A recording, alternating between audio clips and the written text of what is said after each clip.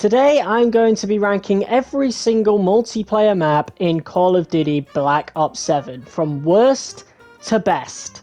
Here we go. Starting with the worst map in the game, originally a gunfight map, later added to the face-off mosh pit, this is Paranoia, and quite honestly it might be one of the worst face-off maps I have ever played. I've been a big fan of Face-Off since Black Ops Cold War, and then of course Black Ops 6 was kind of infamous for it with maps like Stakeout and Bullet, of course, but you know, at least maps like those two have, you know, pretty good pieces of cover. This one, not so much. I mean, as you can see all the way to the other end of the map from this end. With minimal cover. Up here has got to be one of the worst higher spots ever. Regardless of what side you're standing on, you can see I'm right next to the railing on this side. Both sides, even crouched, will be able to see my head poking over the railing, regardless of which side they're on. So, yeah, that power position up there, it's not a power position at all. In fact, it's probably where people will die the most. And these sections, yeah, they're just really short, and the cover's pretty terrible. In terms of like the overall aesthetic and ambience, I really like that it's like set in David Mason's mind with the whole cradle infestation, but yeah, it doesn't save Paranoia from being the worst map in the game, in my opinion. Next up is the map Den, which I have only played a handful of times, like maybe 3 or 4 times, because I really hate how this map flows. Every time I've gotten into a game on here, it's either been extremely one-sided or has eventually become really one-sided. And you can already see some of the issues here. Like one side has a part where you could go into the other lane, whereas the other side does not. Which I've never been a fan of lopsided maps in Call of Duty, to be quite honest. And this is one of the few ones in the game that do have that are just lopsided. The map just doesn't flow well, in my opinion. The first couple of times I've even loaded into a game on here, it's already been quite the blowout. This section is pretty narrow. I mean, if you're jumping across to that window, whoever's camped at the window is just going to be shooting you right off of the wall before you even jump off of it. So, yeah, I'm just not a big fan of it at all. I think this lane is pretty decent, I suppose. It's not the worst in the world, but yeah, if this is all you've got to show in such a big map, yeah, it's just a dud, in my opinion. I think it's too lopsided. I think there's too much advantages over being on one side over the other. Never been a fan of that, and yeah, that's my verdict on Den. Out of all the core 6v6 maps, this one is definitely the worst. Next up is Exposure, a map from the beta, of course. This was a lot of people's first time playing the map, and at first glance it's not too bad at all. In fact, aesthetic-wise, colour palette-wise, it is very similar to Combine from Black Ops 3, and you can already tell there's sections in the map that are clearly built for the movement. Now, I don't want to hate too much on this map. I am saying it's the third worst map in the game, mainly because of just how it flows. I don't really like it all that much. I think it also prioritizes being medium range or long range a lot more. So if you're using like an SMG or whatever, you're kind of out of luck with this map.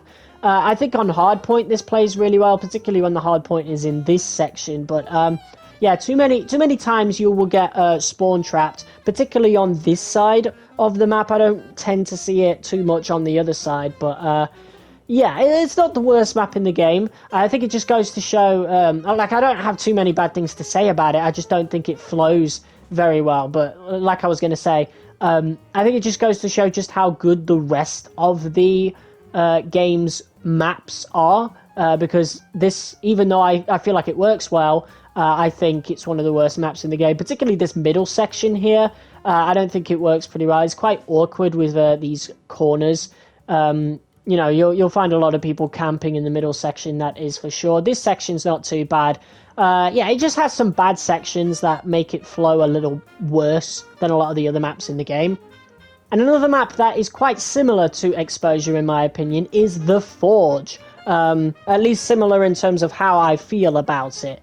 This is one of the more iconic maps from the game, of course, set in Japan. You can even see Lifeline off of the map, Lifeline from Black Ops 6, which is a pretty nice Easter egg, that's for sure. But yeah, the reason the Forge is so low down is because of what are these doors doing here? You can't even open them at all. In the beta, I don't even think they were automatic doors. I think they were at first, and then when the open beta came out, because I didn't play early access, I kept an eye on the patch notes. When the open beta came out, I think they were removed entirely, and I think it just flowed a lot better without that. Without the doors entirely. But now they've gone for sort of this half and half sort of thing. I really, really don't like it. I think it flows a bit worse. The first time I ever played The Forge on full release, I ran into this. And yeah, I ended up losing a few gunfights in sections where I never would have lost them in the beta, because obviously you can't shoot through a lot of doors, a lot of surfaces in this game without particular attachments. So yeah, and it also helps campers as well, having those doors, you know, just sitting behind them. I think they kind of ruined certain parts of the map. In terms of Hardpoint, though, Hardpoint, one of the best maps is The Forge, that's for sure. But yeah, I definitely think they made it marginally worse from the beta up to now. Hopefully, maybe they could make a change and get rid of those doors. I don't know, but I just think it flows worse, and it makes gunfights a little bit more frustrating, particularly when someone can just hide behind the door knowing they can't be shot through there.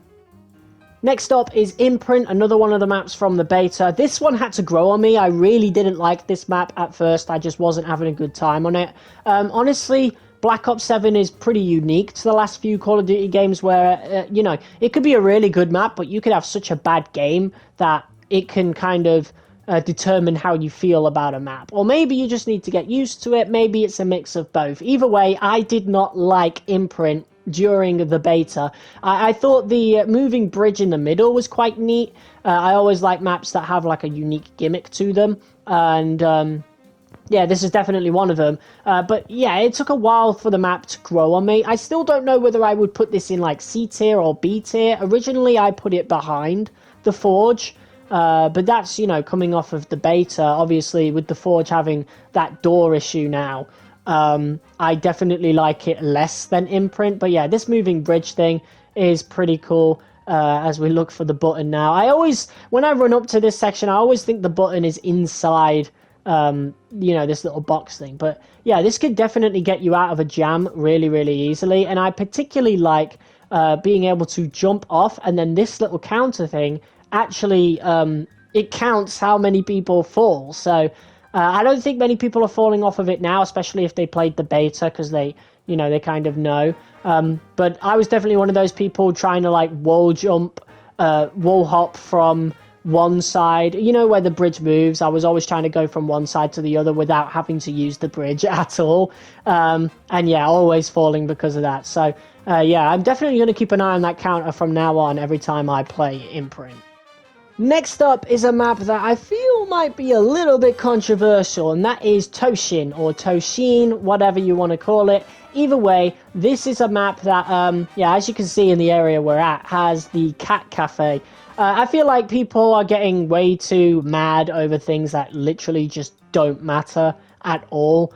You know, it's Call of Duty, bro. Who cares about, like, the aesthetic of it? You know, we're in Tokyo as well. It literally just works. I don't know, but yeah, we had two sides there, pretty Nuketown-esque, to be fair. One house to the other, of course. We've got this little section here that reminds me of Metro from Black Ops 3, which is actually one of the more memorable maps from that game. I feel like Black Ops 3 had some really... It's a lot like Black Ops 4 in a way, where it has some really, like, good maps, layout-wise, but aesthetically, they're not really that memorable.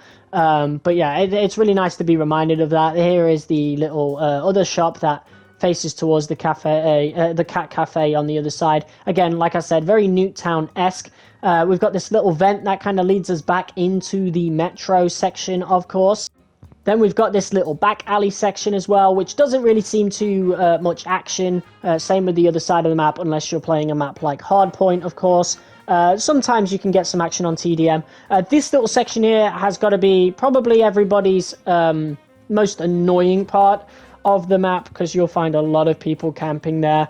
This is a pretty good spot for sniping as well inside this little train. You'll find a lot of people camping in there as well. In Hardpoint, you'll find people camping on the side of the train behind the little boxes as well. It does have some camping spots, so I can understand why people really dislike Toshin, but for me, it just works. You know, I've always, 9 times out of 10, had a good game on Toshin, so I quite like it.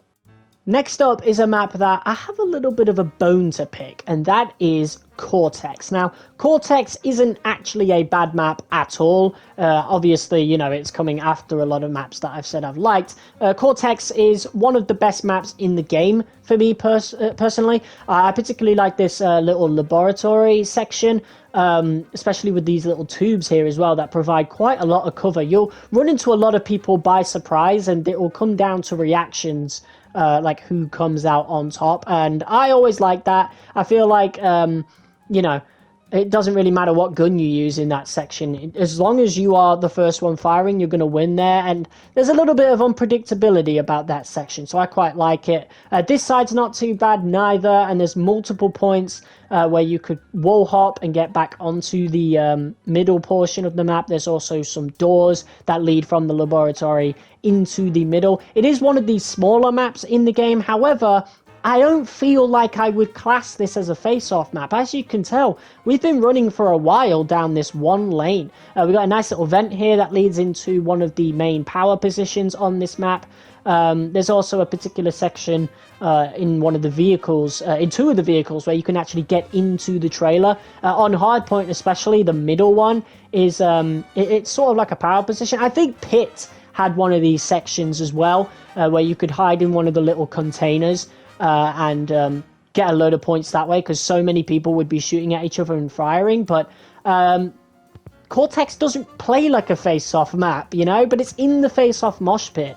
For me, it's too big to be a face-off map, and it's way too intricate as well. It's not a basic layout like this map right here, Flagship, which is also in the face-off playlist, and this is definitely a face-off map, that is for sure. A lot of gunfights happen quite quickly here, very reminiscent of the types of maps that we saw within Black Ops 6. But yeah, with SBMM dulled down for this game, and it is definitely dulled down. I'm someone that played Black Ops 6 nearly all year, like 75% of its life cycle I was playing it. Yeah, SBMM definitely very different, so you could get some really fun lobbies with Flagship, that is for sure. I particularly like that section right there where you could kind of jump off the box. I've, you know, caught a lot of unsuspecting people and gotten some really cool kills. Honestly, this is the map that kind of won me over in terms of wall hopping. Before, I was kind of like, it's alright, you know, it felt a bit gimmicky, kind of like Black Ops 3's wall running, you know. Eventually, in Black Ops 3, in most areas, you would just stop using it. You would kind of just go with the jetpack and play it more like Advanced Warfare than with the wall running of Black Ops 3. But yeah, this was the map that kind of won over wall hopping for me, and now I kind of tried to do it on every single map. What I don't like is how at the other side of this particular lane, the boxes aren't nearly as flat as the ones are over there, so you can't really do a wall hop thing on this side, unfortunately, because of like the barrels that are kind of like, as you can tell there, it's not nearly as good as the other side is. So if I would change anything about Flagship, it would be that I would make it the same as the other side, just so, you know, it feels a bit more fair. I don't know, man. I don't really like lopsided layouts. I feel like if one, you know, side has an advantageous position, I feel like the other side should have something to combat against it. Otherwise, it just feels a bit unfair to me. Flagship, a great map, but this one is going to be one that some of you will be surprised to see, whether from your own opinion or even viewers of the channel. So on the video, which was my first video on Black Ops 7's multiplayer, I said that this was definitely one of the worst maps in the game. In fact, it took me about 45 minutes to even find a game that had retrieval in it. It's one of the maps that doesn't really crop up that often. I feel like a lot of people skip it, and that is because it feels a lot more like a Black Ops 6 map than a lot of other Black Ops 7 maps. I, you know, compared it particularly to Derelict from Black Ops 6, which was one of my favorite maps in that game. So I didn't hate it so much, but it was a little bit jarring to play this map at first, coming from all the rest of the Black Ops 7 maps that I had played. Again, this was like one of the last ones that I had to do. So I could say I played all the original maps, but this really grew on me over the next few days afterwards, to the point that I actually really, really like the map now. I always have a good game on this one. I had like one bad game on that video, and then since then, I haven't had a single bad game on this map. This is genuinely one of my favorites. I can't really go into detail about how each layout works, but it definitely feels like a bit of a mess, like Derelict did, while also working as a proper 3-lane map at the same time. Like, there is no, like, advantage over being on one side over the other. I feel like in Hardpoint, though, this little section, especially when this is one of the points, is a bit odd because there's barely any cover here. And as you can see in this middle portion, there is so many sections where you can go to other points of the map. Like, it's one of those maps where you can get shot from pretty much any direction, like Derelict from Black Ops 6, like a few maps from Black Ops 6. But if you know which areas to avoid, Retrieval plays very, very well.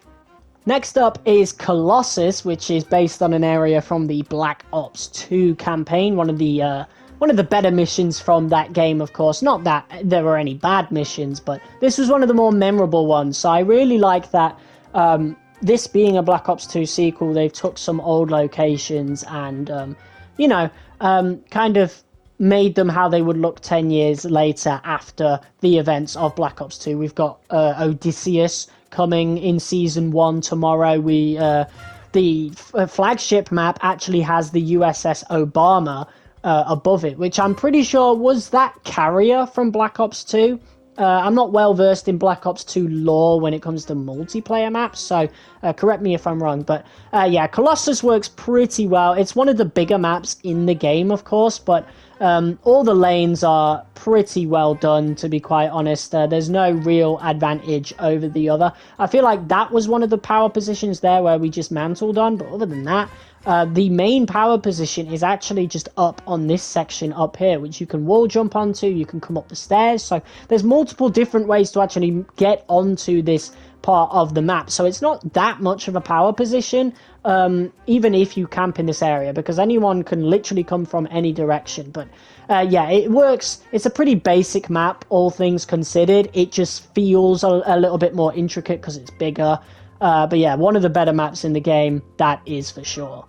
Next up is Scar, which gives me deja vu for a couple of Call of Duty games, namely Black Ops Cold War and Ghosts. And you can clearly see the Cold War aesthetic sort of in this, with the melted snow and the whole village aspect. And then in terms of Ghosts, this part of the map right here definitely reminds me of Warhawk. In fact, I think Warhawk had a motel quite similar to this as well, and an explosion happens in the middle of the map as you start. That's what sets that building there on fire. Warhawk, if you remember, had a kill streak where it set off the missiles and started blowing up all the buildings in the middle portion. So yeah, I feel like Treyarch definitely took some inspiration from Warhawk for this particular map, but to be fair, it also gives me Standoff vibes as well, so maybe there were multiple inspirations. Like this middle portion definitely gives me Standoff vibes.